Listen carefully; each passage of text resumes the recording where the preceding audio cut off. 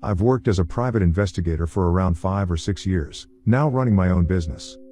It's usually a pretty bad idea to just up and start an independent private investigator company as your gateway to the job. In fact, it's pretty darn stupid.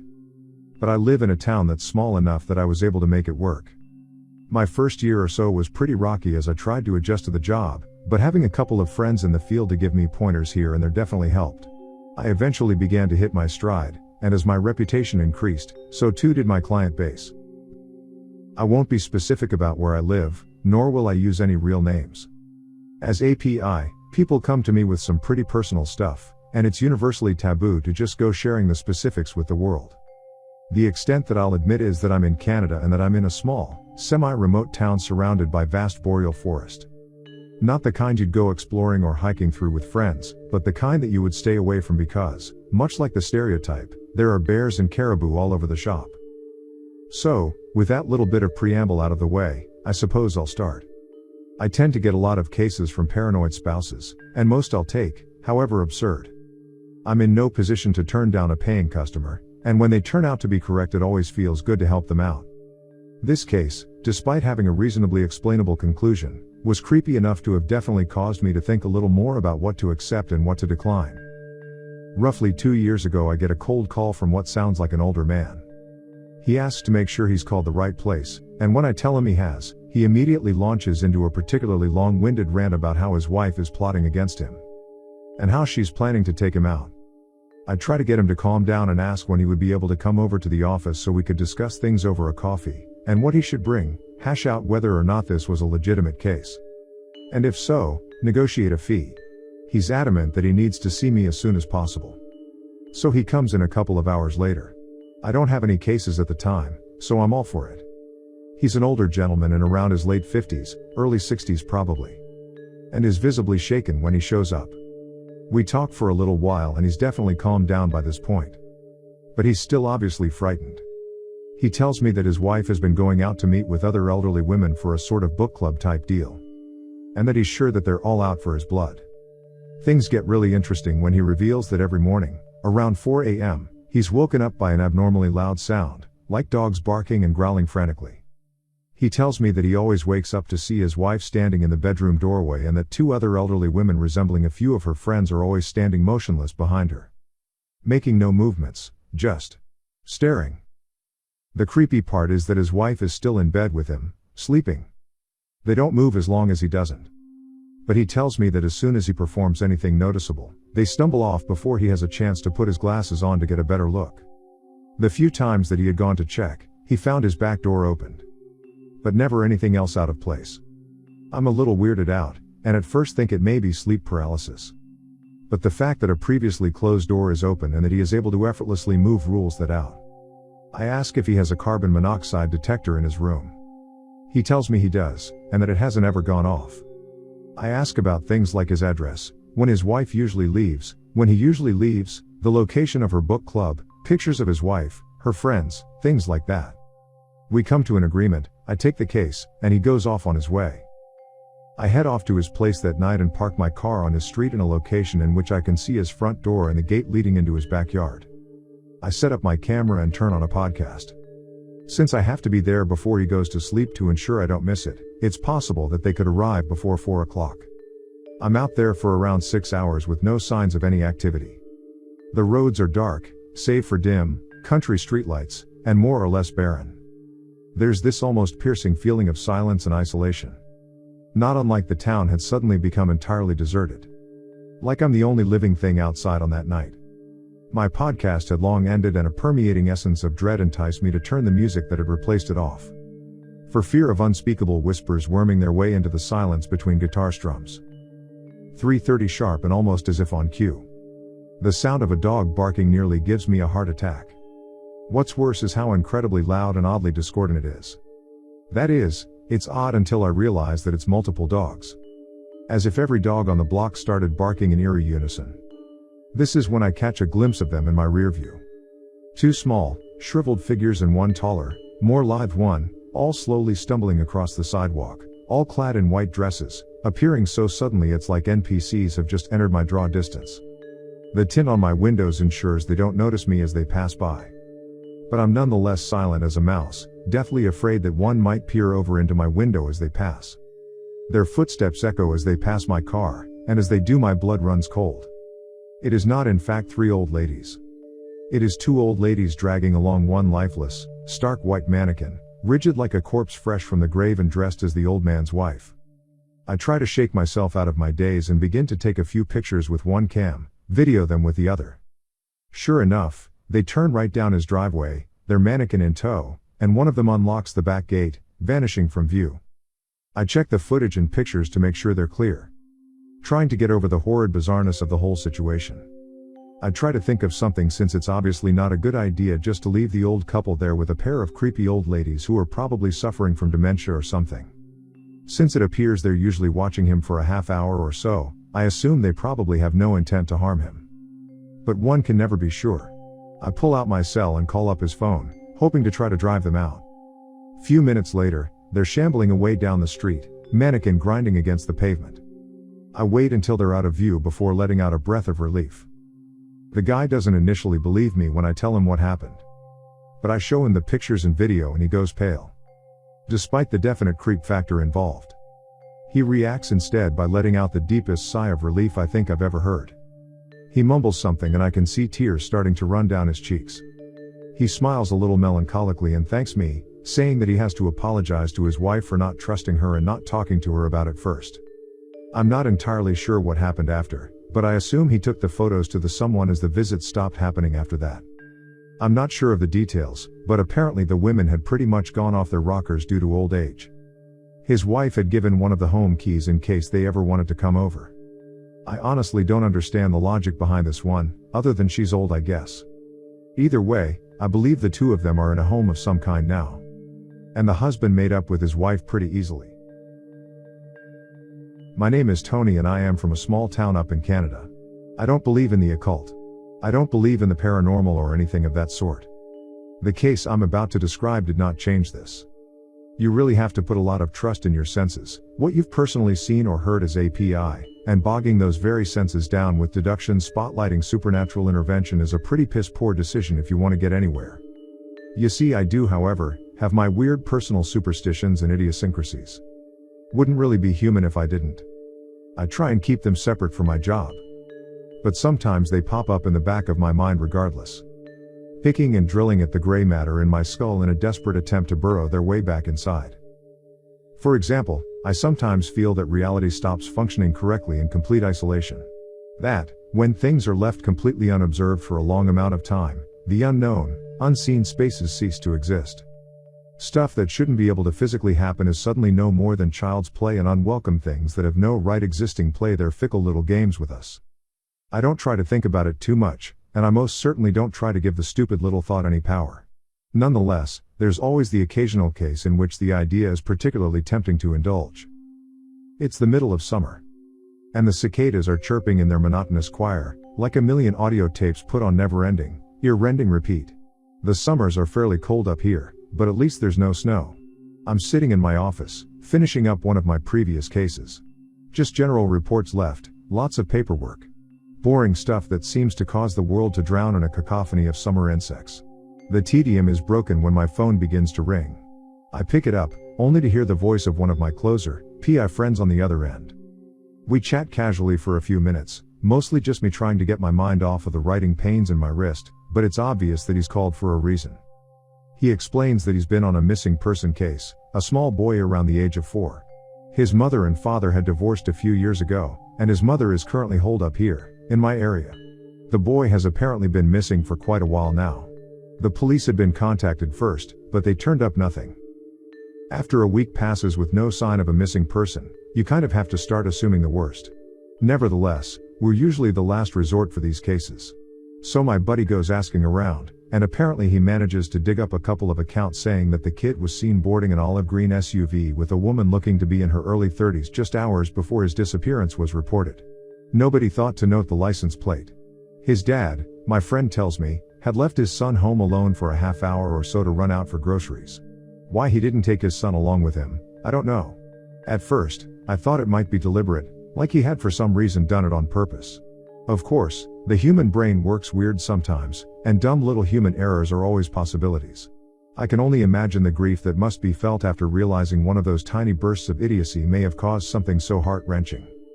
Long story short, he matches the description of the woman: short, mid-30s, long brown hair, overall rather average looking to a fair amount of other women. One sticks out though. The boy's mother. The child's father had been granted sole custody of the kid. Apparently the kid's mom had a little cabin out here which she would regularly visit and spend days worth of time in without alerting her husband, and whenever she was back home she'd either be asleep or out somewhere. So my buddy says he wants to team up for this one, split the pay. He's in a slightly larger town, and the closest one to mine, but that's still a good 5-hour drive. Since he still has a few leads over on his end, he wants me to check out the mother, see if anything comes of that. It appears to me at this point that the case is pretty cut and dry, so I accept. He emails me the address and a picture of the kid and his mother, and I finish up my paperwork before setting off. I drive around, semi-lost for a few minutes before I finally catch sight of the gravel road that breaks through the wall of bark created by the forest's border. I glance down at my phone and sigh, placing it into my pocket. Guess it was stupid to expect this to be on Google Maps. Now, I always despise having to go into the forest. As I begin to slowly pull down the path, towering green giants blotting out the sun overhead, I'm starting to regret taking this case. The gravel slowly turns to dirt, and the small break in the tree line slowly begins to disappear at my back. It's dim in here, dense pines doing a damn good job of casting an impenetrable veil of shade over the woods. Now, don't get me wrong. The Canadian boreal forests, and this one is no exception, are absolutely stunningly beautiful. Birds chirp their cheerful tunes, small rock faces jut out from the land like Mother Nature's own sculptures, and streams of sparkling clear water babble across the rocks into cute little waterfalls, and occasionally picturesque lakes and rivers. But that's exactly why I hate these forests more than any other. More than anything, it always, without fail, seems like some horrible, sprightly facade. Like the entire forest is attempting to scrape this movie set together in order to offset the constant gnawing that I feel at the back of my neck and in the very core of my stomach whenever I come in here. The silhouette of a small building finally begins to come into view off on the horizon, so with a small sigh, I park my car and get out. As much as I'd love to stay cooped up in that metal haven of protection, I am here on a private investigation job. I do have to remain relatively covert. That's not happening if a car just suddenly pulls up onto the front lawn of your isolated cabin. As I get a little closer, I begin to notice that something is off about the trees. I can't place exactly what it is, they just seem strange somehow. The path eventually opens up into a small clearing, a makeshift wooden gate sitting at the end of the path. It's not stopping anybody as there are no walls on either side of it. Its only purpose seems to be presenting a tattered no trespassing sign. Past the gate is the cabin. It looks to be in surprisingly good shape and from the outside appears rather modern.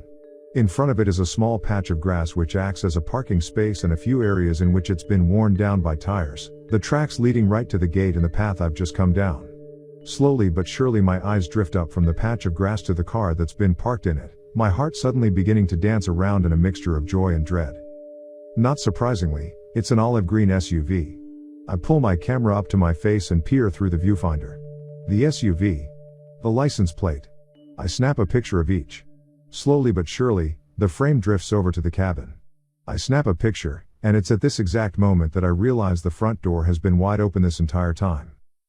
I go quiet on instinct, the surrounding area suddenly feeling like it's been hit with a blast of cold air. Then I hear it. A faint humming, coming from inside. Soft, like a woman's voice. Once I hear it, I suddenly become unable to stop hearing it. It's a haunting, drifting tune, equal parts melodic and eerie. Every once in a while it stops or skips a little bit as if its source is running out of breath or having voice cracks. Before I really even know it, I'm taking a step forward. I know it's a stupid idea, but my legs are moving faster than my mind. Just a little peek, I tell myself. Just one peek to satiate my curiosity. That's it. The cabin looms over me as I get closer. The grass crunches under my feet until finally, just barely, the inside of the building begins to come into view. I stop dead in my tracks. Branches. It takes a moment to register, but there are tree branches covering the floor. When I say covering, I mean covering. These are not sticks, they are long, spindly, thin tree branches, deliberately cut off of their trunks. Like a natural line, my gaze follows them to the single piece of furniture in the room. A small, white coffee table and a CD player perched on top. And I realize why the humming sounded like it was skipping. The trees around me suddenly feel like they're closing in on every side, like the earth below my feet is trying to swallow me whole. I don't take another moment to sit and deliberate on it, I just book it out of there as fast as I can goddamn will myself. I launch towards my car, slam the door shut, put it into reverse and punch it out of there. That place simply felt wrong. The first thing I did was contact the police. I sure as hell was not going back there, but there was no way I just going to let it sit there like that. They investigated and were just as weirded out as I was, but ultimately didn't turn up anything of use. The house was deserted, save for the sea of branches, the white coffee table, and the lone CD player. The SUV too, was near pristine, not unlike a new car. Investigations continued for a while, but it was more or less a dead end. Nobody ever returned to the cabin. My buddy's leads never panned out either, and the child's mother suddenly went missing as well. We never found any of them. In the end, things, unfortunately, had to be called off. I most definitely have a few theories and ideas on what exactly went down with that godforsaken place, but none of them can be proven and I'd rather not make this any longer than it needs to be, so I'll let you guys speculate for now. Edit. Since a lot of you requested it, here's the prevailing theory I have. It's totally unfounded and has a number of holes, but what can you do? If I'm to try to inject some semblance of sense into this, I'd say that the mom most likely did kidnap the kid. We ran the plate on the SUV, and it was registered to her. The police searched everywhere too. They turned over the branches, looked in the car, the works. Nothing. No fingerprints, residue of any kind, nothing. The best I can assume is that the woman took the kid up here, probably gathered up anything important, food, water, precious jewels, etc., and set up this whole scene just to confuse anybody who tried to find her, to throw us off her trail. She then took her kid and either managed to somehow sneak a ride out of town, or just straight up went into the woods. If it's the latter, they're both probably dead. There's still a whole bunch in there that's assumed and has no supporting evidence, but it's the most logical thing I can think of. Apart from domestic and missing persons, I tend to get a lot of cases from local businesses for things like fraud, making sure their employees are legitimate with their sick days, and running background checks on potential hires. One of my more frequent clients is this quaint little antique store that sits in one of the less populated parts of town, silently minding its own business on a crooked and forgotten street corner. The couple running the joint may have a pretty sparse employee population, but they're nothing if not thorough with those few workers they do have. It's mid-autumn and shivering winds have begun to drift into town. We have very few trees up here that would deign to become dyed that calming autumn orange, but the few that would are beautifully eye-catching splashes of color amongst a sea of pine green. The Tims residing under one such tree is where I've been called out by the aforementioned couple. I sip my coffee, patiently watching the door for their arrival. I greet them when they eventually arrive and they settle down at my table without buying anything. I've worked with them before at this point and I know better than to try to break the ice with small talk, so we get right into business. They've recently hired somebody to start working night shifts at their shop. As far as I know, they don't get much traffic in the daytime to begin with, so why they thought they needed someone to run the register after sundown I've no clue. It is what it is, however, and as per usual they don't trust the kid yet. I had already been hired to do a background check on this guy back when they first hired him. He was a good enough kid, from what I could tell. No criminal past, always seemed to go straight home from school, never left the house much at all, and when he did it was usually just walks or grocery runs. So the couple wants me to sit outside the storefront on the kid's first night working to make sure he didn't neglect his post. I tried to tell them that not only would investing in a security camera be cheaper, I could install it for them to boot. They weren't interested. I made a mental note but didn't press things. They go on to tell me that they'd like me to run a mystery shopper type deal. Go in near the end of the guy's shift, buy something, and test out how well the kid deals with customers. Now, I've been inside the antique shop a few times before, and whenever I'm approached by the couple that runs the place I try to take as many measures as I can to avoid entering the establishment again. I'm initially reluctant to accept this case for that reason. I'm a little bit short on funds though, so I resign myself and take the case. After taking a nap I drive up to the street on which the shop resides before the employee in question arrives, making sure my car can't be seen from behind the counter. It meant I was also unable to see him, but that was the price that had to be paid if I wanted to test out his customer service skills later in the night. There's only one door anyway, so I'd know if he left regardless. He drives up about a half hour later around 11:30 and switches off with the couple, the two of them heading home for the night. The store looks quite normal from the outside. It's a small, low-budget mom and pop type affair, a cramped little place. A single door leads to the inside of the shop, a rickety wooden staircase next to it leading up to the vacant room turned storage space above. Even while sitting purposefully in my car, eyes trained on the chipping blue paint that frames the antique store's entrance, I can feel the reason that I don't like hanging around this place. It's like an unbearable wave of loneliness, radiating from the shop with unrelenting sorrow. The sun has long since disappeared, incandescent light emanating from the inside of the store like a beacon floating in a vast sea of melancholy. My mind plays its cruel little tricks on me a few times, shadows dancing playfully in the trees that act as the store's backdrop. Minutes turn to hours, and after what seems like an eternity, his shift is finally just about to end. The door has not opened a single time, neither for him nor customer. Letting out a sigh, I open my car door and take a step out into the pale moonlight. Chilling air bites painfully at my nose as I close the door behind me, shoving my hands into the pockets of my jacket to hide them from the gale. My footsteps are my only companion as I cross the street, gradually approaching the fittingly antiquated storefront. A small bell chimes as I push the door open, eyes instantly assaulted by dim yellow light. I'm immediately overcome with an intense desire to leave. The inside of this shop induces a phenomenon not unlike that I tend to experience in the forests, a horrible sense that things just aren't right. There's hardly any free space to maneuver, tables and shelves overflowing with an uncountable amount of dusty ornaments. Native sculptures sit lopsidedly on the creaking wooden floor. Cracked porcelain dolls glare unflinchingly with their cold, unfeeling eyes. In the corner, an aged clock tediously ticks away. There's nobody behind the counter. In that moment, time seems to freeze. My eyes flit around the store frantically. I begin to maneuver around the store. Nowhere. He isn't hiding. Nobody behind the counter. No other exits. Nobody left since he arrived. My breathing starts to speed up, chest moving in and out in disjointed rhythm. The small wooden dog on the counter stares at me with an unrelenting gaze, the abyss behind its smooth black eyes mocking my efforts. The floor creaks. I pivot around. Another creak. Footsteps. The store's empty. Another footstep. I swallow deeply, the steps slowly beginning to get closer and closer. My heart beats at a sickening pace, my eyes turning up as I gradually begin to register what's happening. With each footstep, dust flutters down from the ceiling. There's someone upstairs. It is not an animal. I can very clearly hear the sound of a boot with each step. I begin to back out of the store, grasping behind me for the knob. I don't want to turn my back to anything in here. That thought begins to nag at my brain again. I don't want anything in here to stop being perceived, at least while I'm in the same space as it. The door creaks open behind me, and I step out into the dark night. The cold autumn air is almost welcoming. Letting out a long breath of relief, I close the door tightly and turn my attention to the staircase. Now, legally, I'm not allowed to go into their storage. I haven't been given express permission, and so entering that private property would obviously be against the law. But something is in there that should absolutely not be there. I peer up the stairs, pulling my phone from my pocket and flicking on the flashlight. Intense white light envelops the staircase, and I almost immediately become paralyzed. A jack-in-the-box stares back at me from the top step. Its worn, cloth inhabitant sits gleefully on its spring, jutting from the top of the small plastic cube. It looks down upon me, lips wrenched upwards into a twisted facsimile of a smile. I am absolutely not hanging around this place any longer. Stuffing my phone into my pocket, I rush for my car, throwing open the door and shuffling inside.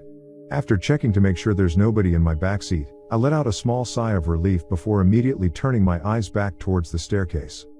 I wasn't going up there, but that didn't mean I wasn't going to wait for whoever was up there to come down.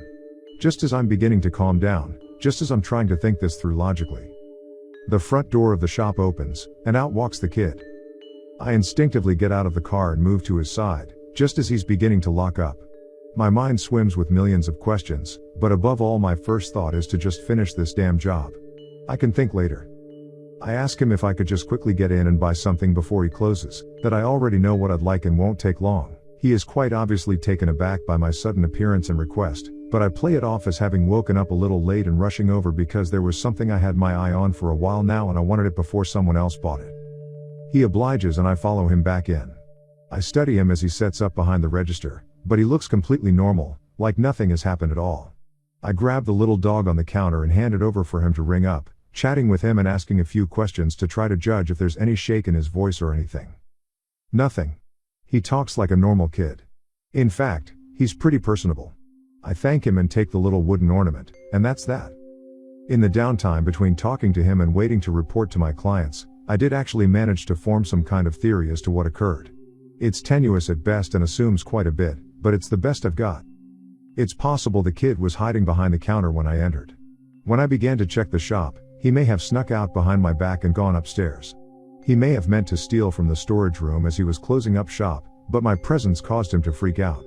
Perhaps because he had already hidden on instinct, he was afraid of having to explain if he was found, so he rushed up to the storage room. When I eventually went back to the car, he may have used that opportunity to sneak back into the store to act like he was leaving. There are, of course, many problems with this. For one, why was the jack-in-the-box there? How would he have known when I was going back to my car? Why hide up there in the first place when he could have hidden behind the store and had an easier time? How would he have even snuck out of the store in the first place when the bell on the door didn't ring? The more I think about it, the less sense it makes. I wasn't too specific on things, but I did advise the couple that I had heard footsteps up there and that they should watch the storage room to make sure nothing's stolen. They didn't seem surprised and just kind of nodded. Whatever the hell was happening there, I hope I never have to go back again.